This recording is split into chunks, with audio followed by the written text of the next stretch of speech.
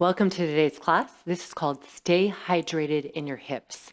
We know for life we need hydration to survive, and our joints, especially our synovial joints, require hydration to help move our best, to stay really fluid, especially in these big synovial joints like the hips, the knees, ankles, any big moving joints are going to require that. Remember, joints are where two bones come together, and it implies that that's creating movement.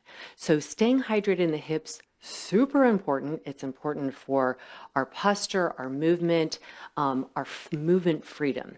So let us begin. We're going to start off on our back, and you can have blocks nearby. I'm going to have 2 blocks. You can have a block under your skull if you find that you can't get your triple S without tipping your chin up. So you can try that, or you can have the back of your skull on the ground. And then we're just going to bring our left hand on the front ribs and cup the right knee. If that doesn't feel good, you can also grab the right thigh. But we just want some kind of information going into the leg down through this hand to keep the pelvis stable on this side. And then from there, we're going to stretch the left leg up. It doesn't matter if the knee straightens, but when you're doing that, again, we just don't want the pelvis rocking or tipping. And then from here, travel down from the foot to the thigh all the way inside. Imagine the femur going inside the pelvis. That's where the hip joint is. And then there's a ball at the top of the femur. That's your femoral head. And we're going to turn that left and right. And I'm using my fingers to get my brain to connect into this. So the movement, even though it might be reflected in the foot, it's generated in the hip. So the hip joint where the femur, the long thigh bone, meets inside the socket of the pelvis. It's called the acetabulum. So I'm just rolling, I'm picturing that is just spinning. And one more time like that. Then we're just going to switch. The left hand will grab the left knee, and I'm not pulling on it, as just again trying to stabilize the pelvis. The other hand's on the ribs, and then I start to roll the right thigh. I'm using my right fingers, or the right hand can be on the ribs. But a lot of times when we move our hips, we focus down the chain and we don't think as much about actually moving that ball within the socket and how that is what's replenishing that synovial fluid that can get kind of dried out and desiccated if we don't move enough. And then we're going to lower the feet on the floor and bring the feet together. So there's a tiny bit of external rotation. If you had the block under your head, just remove it and then hold this diamond between. So I'm taking the diamond shape in my fingers and bringing the third finger down to the pubic bone. My heel of my hand is on the front rim of the pelvis and the thumb is up to the navel. And then I'm going to lift into bridge.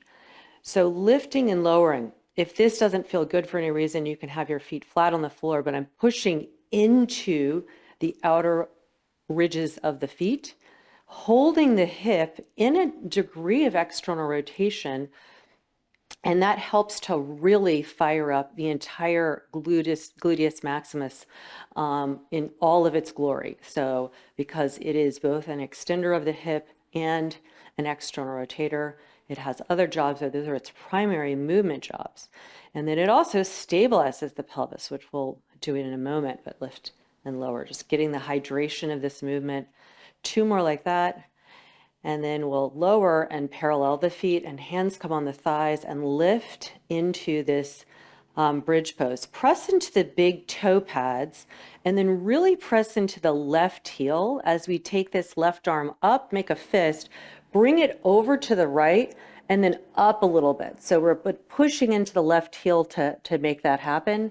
And then we'll come back, both elbows down. The right fist punches up, and then I'm going to push into the right heel a little bit more, and then reach over to the left and up at a slight diagonal. So we're just trying to wake up these chains of connective tissue that will also help us. We're going right and left, push into the right heel, up and over with that right arm. And if this doesn't feel good, you don't have to do the up and over. You could just do up, left heel pushes as the left arm. One more time, I'm going to push more into the right heel. So I'm stabilizing now with the glutes for that pelvic stability. And then we'll have the hands up like we're holding a tray. Stretch out your wrist. And as you're doing this, spread your toes, lift your toes, but keep the toe mounds down, the metatarsals down. So awakening the plantar fascia, the bottom of the feet, and then switch to the right hand. Big inhale here, holding the back ribs right beneath the scapula into the floor, and then slowly lower the toes, bring the hands back on the legs, and then tiptoe the spine down. All right, now we're going to take the block between the knees the thinnest way and bring the hips in a tiny degree of internal rotation. So a little rolling in with the feet wide, and then that anchors the pelvis down. Cup the skull, elbows are in, inhale. Exhale, hugging the block, pull your front ribs down and let the head be the last thing to lift. A lot of times we'll lead with the head and just carry it here, hugging into the block, firming, keeping the sacrum grounded, inhale and lower. You can always use a hand on your front ribs if you need it. Exhale, pulling the front ribs down and then lifting. And this is a fine move to do into pregnancy up until the point where it just doesn't feel right because it's a small move. Exhale, and we're really closing down the rib cage, not splaying it. And we're going to come up here and then a tiny side bend to the left. So we're just shortening that waist but staying off the scapula. Come back to center, tiny side bend to the right. Come back to center, inhale and lower. Exhale, lift up, firming the front ribs down, hugging the block, tiny side bend to the right. Come back to center and tiny side bend to the left. Back to center. We're doing all this because that warms up everything that helps out the hips in their hydration pursuit. Exhale, lift up. Now from the sternum, your breastbone, turn an inch to the left. Come back to center. Turn an inch to the right. Let the head follow the movement of the spine. Come back to center. Inhale and lower. And then exhale, hugging the block again. And we will turn an inch to the right. And come back to center. And turn an inch to the left. Come back to center. And then lower. And then we're going to lie on our left side. And you can do a couple things. You can hold your head in your hand. And you want to get off of the bone that might be grinding in the floor, just rock slightly off of it. The right hand can either be on a block or the floor, and we're just going to start moving this right hip up and down.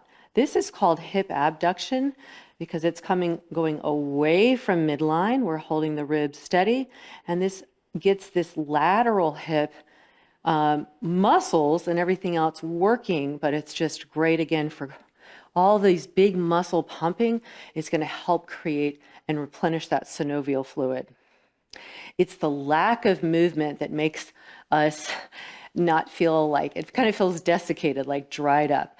Last time, we're going to keep it hovering a little bit and then use your right hand here and we'll swing the right hip forward, that's in flexion, and then back to center. And then we're going to bring it a little bit behind. And you really want to balance, you're working this bottom leg. And then we'll do it again. Bring it forward and bring it behind. And I often say this is like sliding it on a table. I want to keep it at the same height, and I don't want to roll in that rotational way that we were doing at the very beginning. One more time, we're going to go forward. If you ever need to make it easier, you could also bend the bottom knee. Should let you know that. And then bend the right knee here, and we're in some extension with the knee bent, and pause. Big breath there. And then we're going to take it over to the other side. So you can see it from behind as well.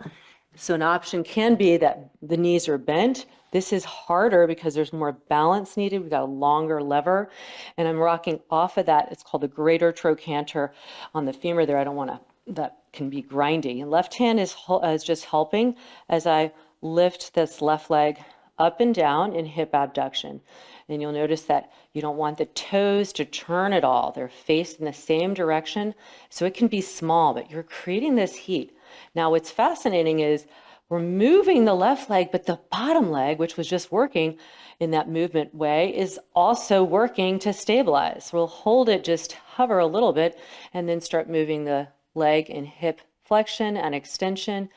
And what you want to pay attention to is if you put your brain right into like where your pubic bone is, can you keep that really still when you bring it behind you and not let the pubic bone dip down towards your feet, but hold. And then we'll hold it in an extension.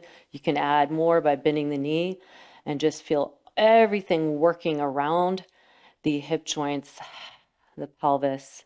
Okay, and then from there, let's come around. Notice if you already feel like a good flush of energy in there. Hands are going to be on blocks here, and you can just keep the elbows straight and a couple times just I like to kind of bounce the chest down and up to find where the scapula are, really find them there, and then holding everything steady in the front. We're going to hover the left knee without changing, going out to the side or behind you, and then lower the left knee. Push into the blocks, hover the right knee. Waking up these deep muscles that connect that femur into the pelvis. So also one of them is known as iliopsoas, deep hip flexor. Push into the block and hover the left knee. And then one more time, push into the block and hover the right knee. Now hold the right knee hovered and just start to move it out into external rotation and some abduction. We sometimes call this the fire hydrant move because it can resemble what a little dog will do on the fire hydrant. So I'm moving it out to the side. Looks like this if you can't see the right side. 2 more here. And then we're going to hold it out. You can lower it if it feels like too much, but try and kick the right knee straight and then lower the inner foot on the floor. Tuck your left toes and then keep this feeling a pocket of space in your left hip. You can even do what I'm doing and rock back. Now, if you feel like, wow, I'm going to hurt my knee if I do that, no, because I'm pulling everything up into this left thigh. But if it does hurt your knee, you don't have to rock back. But just know that it can happen. You just have to open up some of the tissue, the fascia, and lubricate, hydrate this joint. Last time here, just getting a nice rocking there. And then we're going to bring the right toes back. I'm going to take the blocks out, but you certainly can stay on them, and then lift into a 3-legged down dog. Now reach for length here. That's our first down dog, and then bend the left knee, and let's just circle. So similar to what I was saying before, even though the knee is looking like it's doing a lot of it, picture the ball of that femoral head circle the other way, doing the rotation. And that will, you don't want it to feel grindy because you make that space in there. So it's movement of the hip. Last one, and then we're going to step the left foot forward. Turn to your right, and the hands are coming on the thighs. So I'm facing east now. Looks like this for hip flexion and in our side lunges. Couple places you can put your hands on the thighs. Fingers in the hip creases. I want to make sure that I'm gliding that ball of my femur back as much as I can, and everybody is going to be different.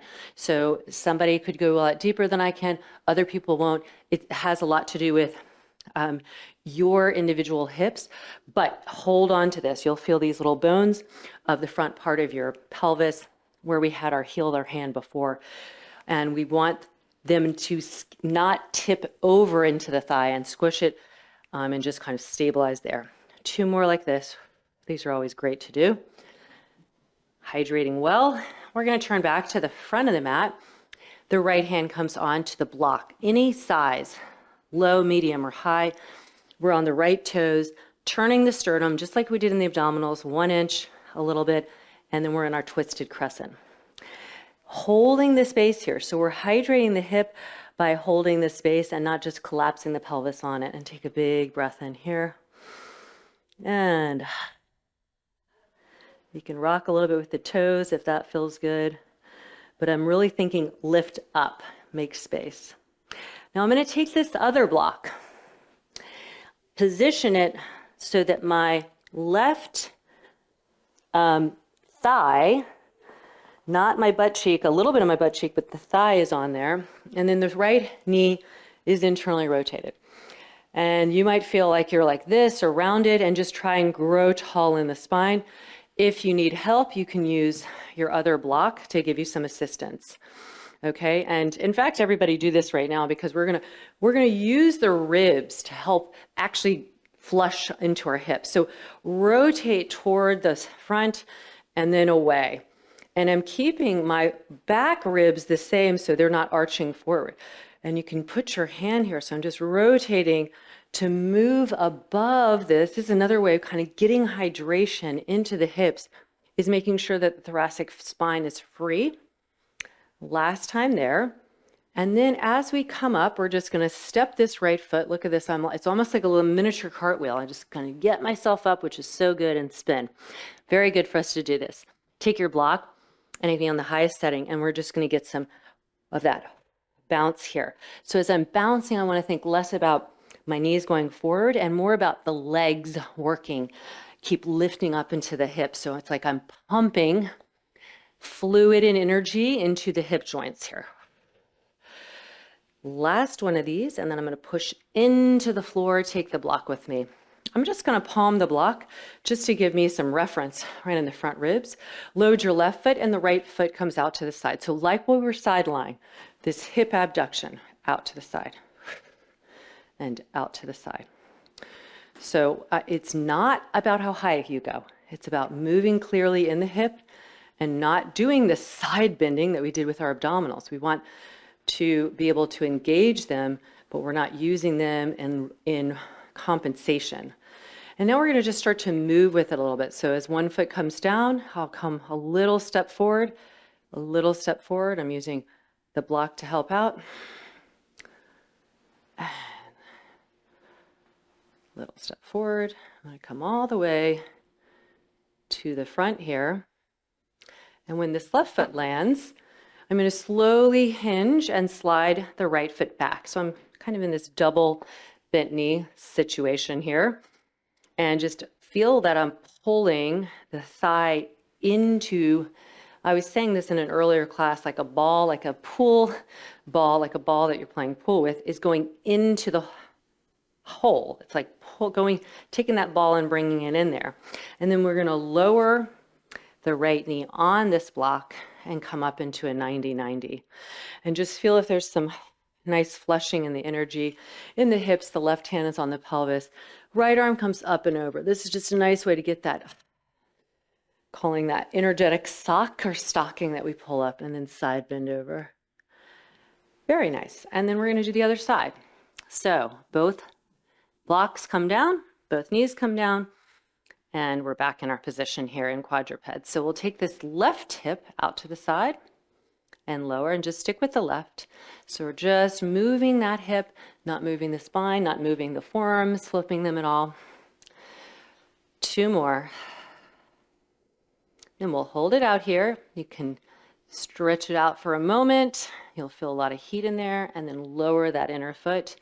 And then the right toes are tucked. You can guide with your right fingers a little bit as you go back in space. The spine is staying, so I'm not trying to go down, I'm just going back, opening into the bottom of the pelvis and helping some of that tissue that can get more restricted and less hydrated also get some hydration. Last time there, and then we're going to move the blocks or not. You can also do three-legged down dog on the blocks. The left toes come back. We reach the right leg up, bend the knee, and flush it out. I'm really pressing the finger pads into the floor, and then circle the other way. So the armpits stay lifted.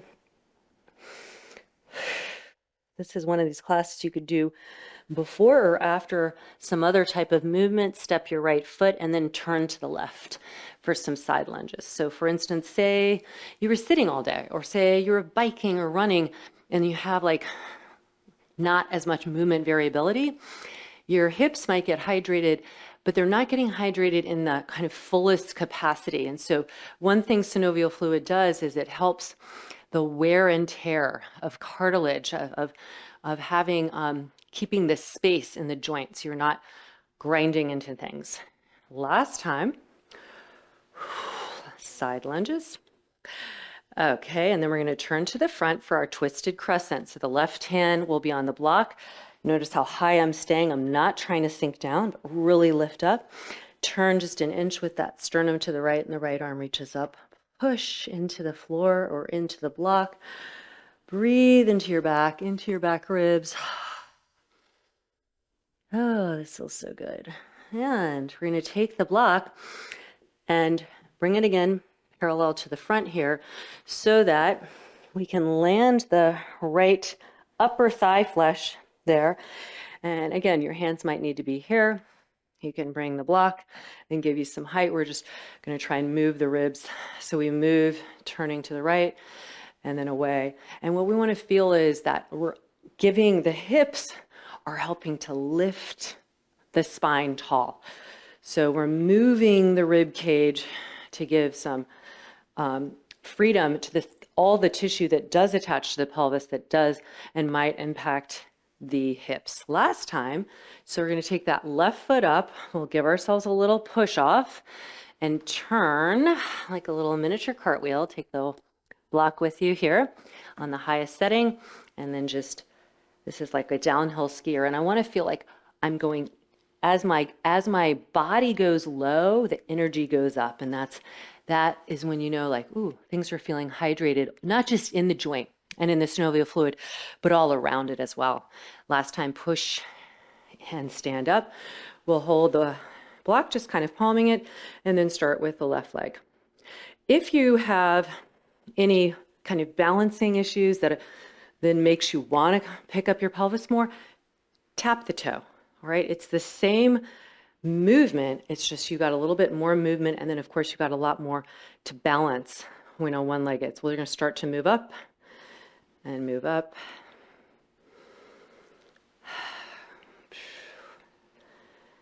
And we've got one more. We'll end with that left foot coming down, and then it's going to slide back. And again, I had the block here just to give me some space and thinking of pulling this thigh deep. So I've got my back is nice and open, ribs are not collapsing, and then lowering the left knee onto the block for this 90-90, and then keep feeding the thigh bone up. Right hand on the pelvis, side bend. And lift up and side bend. So we're going to do this sequence one more time, a little bit crisper, with or without the blocks. It's up to you. So I'm going to have the blocks there, and then we'll be in quadruped. So you can do it without the blocks, but I'll keep the blocks here just in case. And let's bring the right leg out to the side one time in that hydrant move. Stretch out the right leg, lower the right foot, inner foot. So we're going to do that same hinge back one time. And then as we come forward, I'm going to turn toward the leg. Right arm comes up. And then I'll hinge back one time, trying to stay in the same line. So I'm going into that hip. And then forward, push into the left hand, rotate. We've got one more time. Holding the rib steady, getting into the bottom part of the pelvis, and rotate. And then I'll move the blocks either way. Coming into three-legged down dog, you of course can decide not to do that.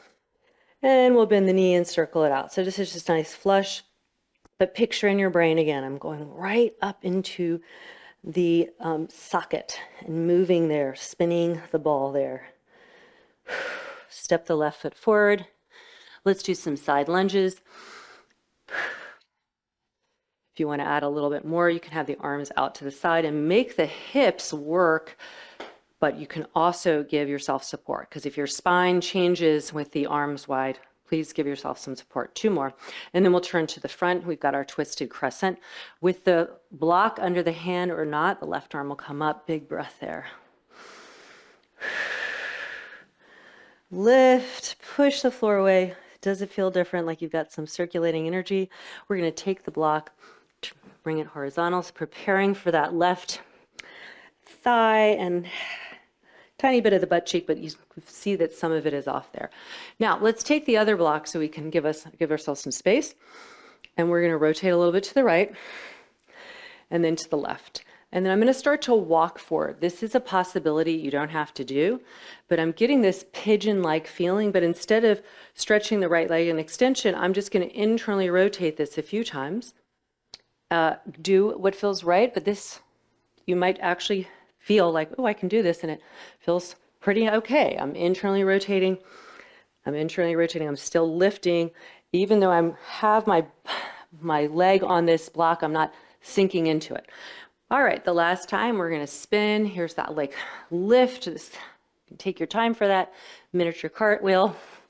And then we're going to go down and up and down and up, sliding the hands here. And can you feel more of the hydration in the hips? One more. We'll come all the way up, and then right leg comes out. I'm going to step it down, left leg out. It's not, you want to take big steps because you really want to keep your pelvis on top of your legs. Centered, I can kick the blocks out of the way. Last time, the right leg is out. And then as it comes in, we're going to just slide the right hand down the ankle and then lower the right knee.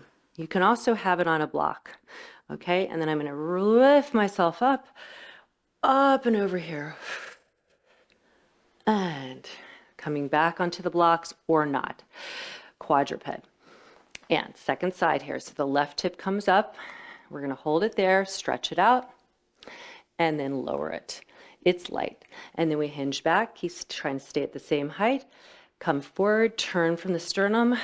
Left arm comes up. And we hinge. And turn from the sternum. So you can also do this without the hinging back. If for any reason this doesn't feel good, you're still getting a nice opening here. We're just trying to get this dynamic opening for the fascia there. Last time here. And we'll bring the left toes back with or without the blocks. Three-legged down dog. Circle, flush it out. Flutter the lips. It is said, circle the other way, that hips and jaw, tongue, lips, and they can all be connected in terms of holding tension. Step the right foot, turn left. Here's our side lunges. Always go back to making sure you've got that space there, that your ribs are held nice, that the back of the neck is long. Option to have the arms out and feel that lightness, that hydration. That's what we want, like we're surfing. And good, then we'll turn to the front for our twisted crescent. Left hand on the floor or block. It's a tiny turn, the forearm doesn't spin. Reach up, feed the legs. They're serving the pelvis like an elevator lifting up to the top floor. All right, and now here comes that block. It's a little horizontal, or it's horizontal and a little bit to the right, and then we get most of that back thigh and maybe a little bit of the buttock. It doesn't really matter, but we're just trying to keep upward lift. We can use the block for a little lift, and then we'll turn, and this is the option. You can decide bringing the hands down and holding that space and then internally rotating. So we're getting some stretch on that right hip or a lot, it all depends. And then you can decide if this internal rotation feels okay. It kind of forces the hip to move in the socket because the pelvis, it's going to be, it's blocked. It's harder to move here. Last time. Okay, and then we prop that left foot up to help us as we come around like a miniature cartwheel. Boom, and then we're down and up. Take your time with that. You don't have to go that fast. We'll all meet up, down and up, sliding the hands here, feeling the hydraulics again. The hips give us. Last time we'll come up, and then left leg out, step, right leg out, and left leg. Little kick. Keep tall in the spine, keep centered in the foot, so pushing into that left toe pad. Last time, the left leg is out, and then when it comes back, we're going to slide the left hand down and kind of this tie your shoelace type of move, holding that space in the hip as we lower the left knee. That's very functional here. Left arm comes up, we'll lift up and over, keep lifting up through the thigh. And all right, let's come onto our back. You're welcome to skip any Shavasana and just go on about. I'll also set you up if you have blocks. Sometimes having the blocks under your thighs, it can actually give you little fascial, I just want to say a little sensation.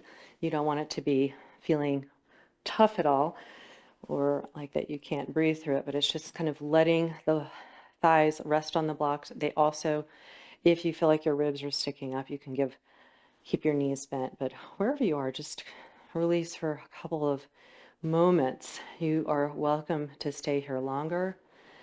What I would recommend is just giving yourself this time to feel like you can take this hydration. It's like when you quench your thirst by having this lovely large bottle of water and you feel so dried out and needing and parched, and then just feeling like all that imbibing of the water is going into plumping out your skin and making you feel revived and giving you energy. So just imbibe this hydration. And whenever you're ready to get up, just take your time, roll to a side and come up. But let's just stay here for a bit and we'll just close the practice here, and then you have the freedom to come up and move about your day whenever you're ready. But think about this nourishment. Movement is life, just like hydration is life. I hope you feel that. And thank you so much for joining me. From my heart to yours. Namaste.